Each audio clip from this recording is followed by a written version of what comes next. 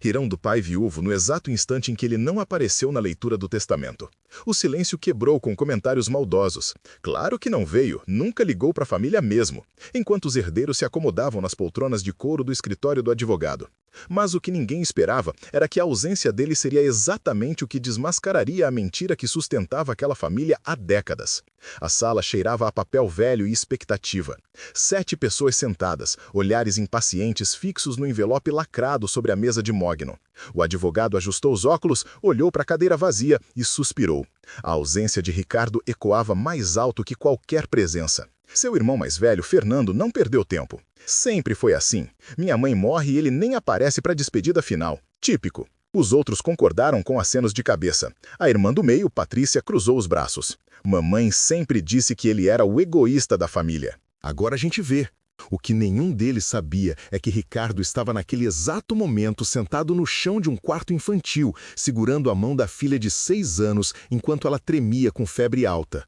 A mesma filha que perdera a mãe 3 meses antes. A mesma criança que acordava gritando toda noite chamando pela mãe que não voltaria mais. E você? Teria julgado o pai ausente sem saber o motivo ou teria esperado para entender? Conta pra gente nos comentários. O advogado abriu o envelope devagar e o papel farfalhou como folhas secas. Antes de começarmos a leitura do testamento, ele disse, voz firme cortando as conversas paralelas, há uma carta que chegou hoje cedo, do Ricardo. Ele pediu que fosse lida antes de qualquer coisa. Fernando bufou.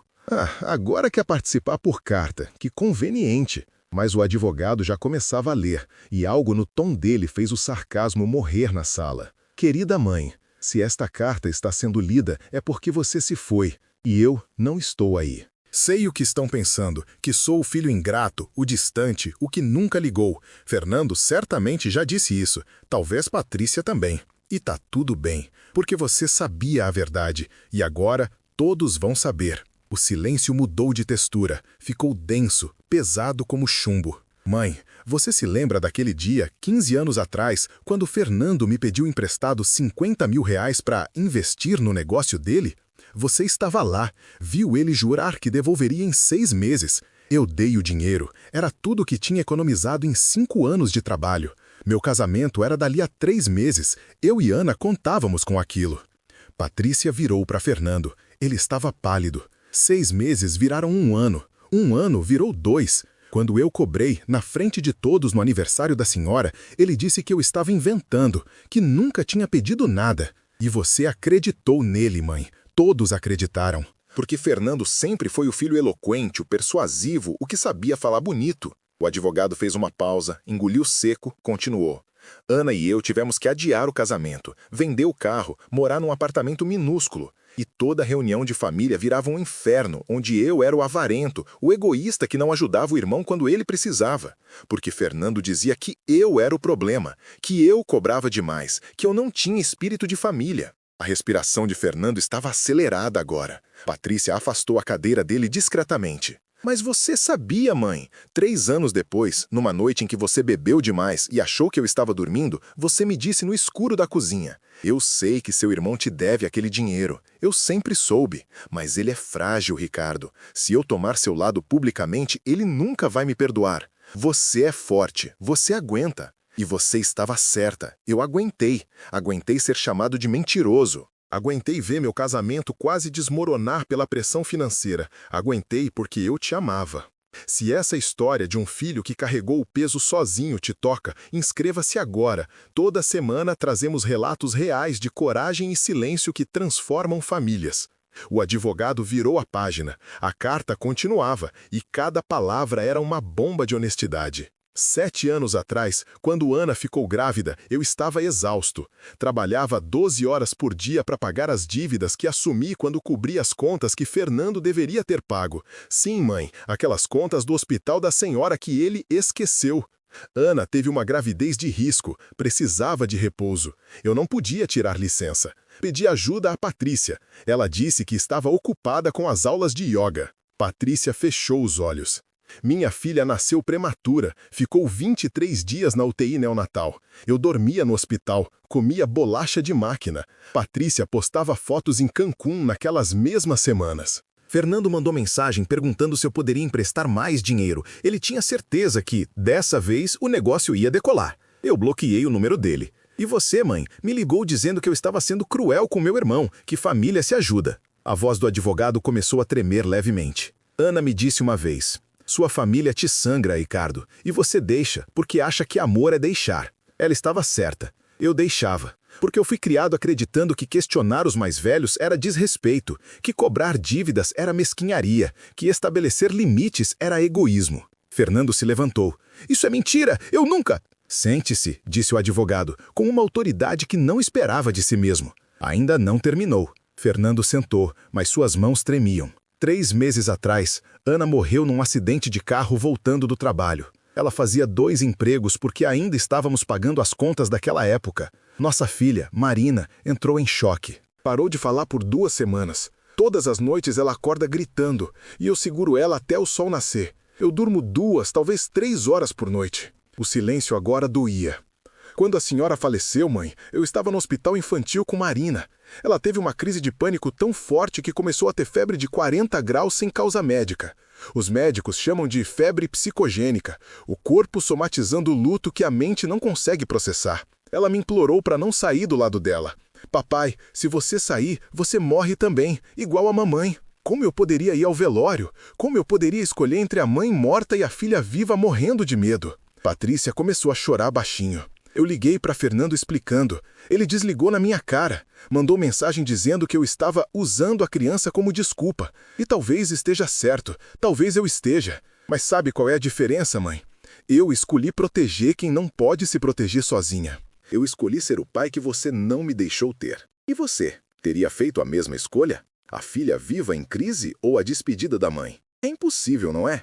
Escreve nos comentários o que você sente. O advogado respirou fundo antes de ler o último trecho. Sobre a herança. Mãe, você me ligou 1 mês antes de morrer. Estava lúcida, embora fraca. Disse que ia deixar a casa para mim e para Marina. Que era para garantir que minha filha tivesse estabilidade. Eu disse que não precisava, que a casa deveria ser dividida igualmente. Você riu e disse: Ricardo, eles vão brigar por isso mesmo se eu deixar dividido. Pelo menos assim Marina tem um lar garantido. Os outros têm suas vidas estruturadas. Você está recomeçando do zero. Deixe eu fazer isso por você, já que falhei tanto em vida. Fernando estava branco como papel.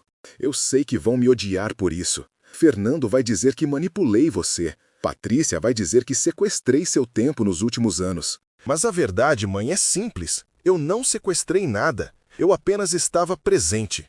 Eu estava lá nas consultas médicas quando ninguém mais podia. Eu limpava a casa, cozinhava, ouvia as mesmas histórias repetidas pela 10ª vez enquanto você esquecia que já tinha contado. Eu fazia isso porque te amava, não pela herança. Eu nem sabia que você planejava isso. O advogado virou a última página. Então hoje, nessa sala, enquanto lerem o testamento, saibam, eu não fui porque minha filha precisa de mim mais do que eu preciso provar qualquer coisa. Se ficarem com raiva, ótimo, não é novidade.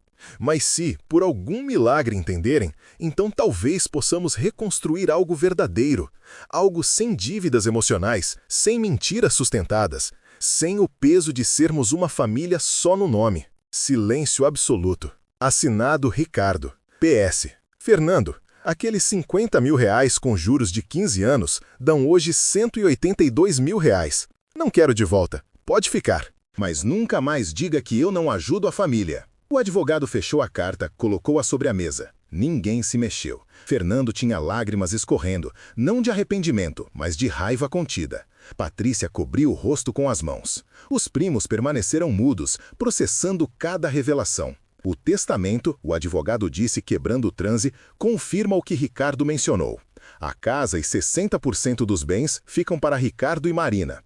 Os 40% restantes serão divididos entre os demais herdeiros. Fernando explodiu.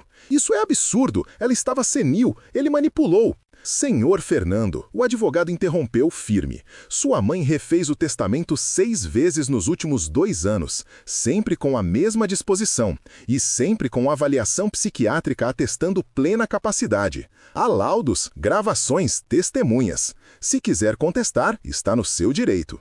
Mas saiba que há documentação extensa provando que esta foi decisão consciente e reiterada dela. Patrícia olhou para Fernando. Você realmente nunca devolveu aquele dinheiro? Fernando não respondeu. A ausência de resposta era a confissão. E as contas do hospital? Ela continuou, voz quebrando. Eu pensei que você tinha pagado. Você disse que pagou.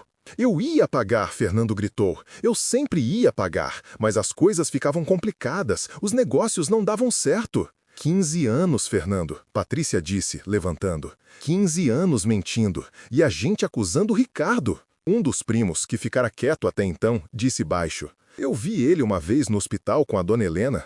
Era 3 da manhã. Ela tinha tido uma crise. Ele estava no corredor, dormindo numa cadeira de plástico, com a mão segurando a dela através da grade da cama. Eu não sabia que ele fazia isso toda semana. O advogado colocou os óculos no bolso. Há mais uma coisa. Ricardo enviou junto com a carta uma procuração.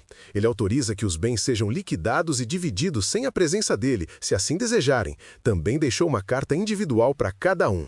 Ele distribuiu envelopes lacrados, cada nome escrito à mão, com a caligrafia reconhecível de Ricardo. Fernando não abriu o dele, amassou e jogou na mesa. Patrícia abriu o dela com mãos trêmulas, leu em silêncio. Quando terminou, estava soluçando. Ele me perdoa, ela sussurrou. Depois de tudo, ele me perdoa e diz que a porta está aberta se eu quiser conhecer minha sobrinha de verdade. O primo que falou antes abriu o seu também. Leu, sorriu triste. Ele lembra do dia que emprestei videogame para ele quando éramos crianças. Diz que pequenas gentilezas importam mais que grandes palavras. Convida para visitar ele e a Marina. Um por um, exceto Fernando, abriram suas cartas. Cada uma personalizada, cada uma sem rancor, sem acusação, apenas memórias boas e um convite para recomeçar. Fernando olhou ao redor, viu os irmãos, primos, tios, todos vendo ele com olhos diferentes, não com raiva, pior, com decepção, com pena. Vocês não entendem, ele tentou. Eu tentei, as coisas só não deram certo, não é minha culpa que você nunca assumiu responsabilidade por nada, Patrícia cortou, voz dura. Que mentiu, que deixou nosso irmão ser o vilão enquanto você era a vítima eterna? Fernando agarrou a pasta, levantou. Podem ficar com essa palhaçada. Vou contestar tudo. Vou provar que ele manipulou mamãe, que essa carta é falsa, que... Fernando, o advogado disse calmamente. Ricardo deixou também este envelope. Disse para abrir apenas se o senhor ameaçasse contestação judicial. Entregou um envelope marrom grande. Fernando hesitou, depois arrancou da mão dele e abriu. Dentro, extratos bancários, dezenas deles, depósitos, transferências, comprovantes, cada um destacado, datado com anotações, 15 anos de evidências, empréstimos não devolvidos, contas pagas por Ricardo em nome de Fernando, mentiras documentadas e uma carta simples, grampeada em cima. Fernando, se está lendo isso, é porque escolheu o caminho da guerra em vez da paz. Guardei tudo. Cada recibo, cada mensagem, cada testemunha. Não por vingança, por proteção. Proteção para Marina, para que nunca precise provar que merece o que é dela. Você pode contestar, vai perder. E vai perder muito mais que dinheiro. Vai perder o respeito de quem ainda acreditava em você. A escolha é sua, sempre foi. R. Fernando deixou os papéis caírem como folhas mortas. Saiu da sala sem olhar para trás, batendo a porta. Patrícia pegou sua carta novamente, segurou contra o peito. Eu preciso conhecer minha sobrinha, ela disse. Para ninguém em particular. Preciso. O advogado assentiu. Ricardo deixou o endereço e telefone. Disse que podem ligar quando quiserem, mas pediu uma coisa, que esperem algumas semanas. Marina está em terapia intensiva para processar o luto. Ele quer que ela esteja mais estável antes de conhecer a família estendida. Claro, Patrícia disse, limpando as lágrimas. Claro que sim, o tempo que ela precisar. 3 semanas depois, Patrícia tocou a campainha de uma casa simples num bairro tranquilo. Tinha trazido um livro infantil ilustrado e um urso de pelúcia. As mãos suavam, o coração batia descompassado. Ricardo abriu a porta. Estava mais magro, olheiras profundas, mas sorriu, cansado, mas genuíno. Oi, Patrícia. Oi, ela engoliu o choro. Eu sinto muito, por tudo, por não ter acreditado, por não ter estado lá, por... Entra, ele disse simplesmente, abrindo espaço. Marina está ansiosa para te conhecer. Eu mostrei fotos suas, disse que você era incrível quando éramos pequenos. Patrícia entrou, e lá estava ela, Marina, sentada no tapete da sala, cercada de lápis de cor. Olhos enormes, curiosos, tímida. Marina, essa é a titia Patrícia. A menina olhou o urso de pelúcia, depois para Patrícia. Ele é para mim? É, Patrícia disse, ajoelhando. Se você quiser. Marina pegou o urso, abraçou. Ele é macio. Olhou para o pai. Posso ficar com ele? Claro que pode, amor. Marina sorriu. Pequeno, frágil, mas real. E naquele sorriso, Patrícia viu tudo que perdeu nesses anos. Viu o peso que Ricardo carregou. Viu a dignidade silenciosa de um homem que nunca pediu reconhecimento, apenas fez o certo quando ninguém estava olhando. Obrigada, ela sussurrou para Ricardo, por me deixar estar aqui. Ele tocou o ombro dela de leve. Família é quem escolhe ficar, não quem exige que você prove que merece estar. Patrícia passou a tarde desenhando com Marina, ouvindo histórias sobre a mãe que a menina ainda chorava todas as noites, rindo de piadas bobas, construindo algo que deveria ter sido construído há muito tempo. Quando saiu, já era noite. Ricardo a acompanhou até o portão. Fernando contestou o testamento. Ela disse, você sabia. Sim, vai perder. Mas ele precisa desse teatro para se sentir vítima até o fim. Não te dói? Ricardo olhou as estrelas. Já doeu tudo que tinha para doer. Agora só me importa que Marina tenha paz. Que ela cresça sabendo que família não é sobre culpa ou dívida. É sobre estar presente quando importa. Patrícia abraçou o irmão, forte, apertado, desesperado. Eu vou estar presente daqui para frente, prometo. Eu sei, ele disse. E pela primeira vez em 15 anos, acreditou de verdade. 6 meses depois, Fernando perdeu a contestação. Gastou R$20 mil em advogados para perder por unanimidade. O juiz, ao ler a sentença, disse algo que ficou gravado nas atas do processo. Não se herda apenas bens materiais. Herda-se também o legado do amor demonstrado. Ricardo herdou porque foi o único que entendeu que cuidar não é esperar reconhecimento. É fazer o certo mesmo quando ninguém está vendo, mesmo quando dói, mesmo quando é injusto. Essa herança ele já tinha muito antes do testamento. O testamento apenas formalizou o que já era verdade. Fernando nunca mais apareceu nas reuniões de família. Patrícia, por outro lado, se tornou presença constante na vida de Marina. Levava para o parque, ajudava com lição de casa, estava lá nas crises noturnas quando Ricardo precisava de apoio. E Ricardo continuou sendo o pai viúvo que escolheu sua filha sobre aprovação alheia. Continuou trabalhando 12 horas, continuou acordando de madrugada com os gritos da menina. Mas agora tinha rede de apoio. Tinha alguém que via o sacrifício sem precisar de carta testamentária para provar. Numa tarde, Marina, agora com 7 anos, perguntou, pai, por que o tio Fernando não vem mais? Ricardo pensou cuidadosamente, porque algumas pessoas precisam estar certas mais do que precisam estar em família. E a titia? A titia Patrícia aprendeu que estar errado não é o fim, é só o começo de estar certo daqui para frente. Marina acenou, voltou aos desenhos. Depois, sem olhar, disse, eu gosto quando ela vem. Eu também. E naquela simplicidade, naquela tarde comum de lápis de cor e suco de caixinha, Ricardo entendeu que não precisava da validação de todos. Precisava apenas da presença de quem escolhia ver, entender e ficar. A herança verdadeira não estava na casa, não estava nos 60% dos bens. Estava na dignidade de ter carregado o peso sem se curvar. Na escolha diária de ser pai quando o mundo esperava que ele fosse juiz. Na capacidade de perdoar não porque mereciam, mas porque ele merecia a paz. Naquele dia, ele não estava na reunião da herança, mas sua ausência disse mais que a presença de todos os outros juntos. Revelou quem realmente importava, quem sustentava o peso em silêncio, quem amava sem plateia.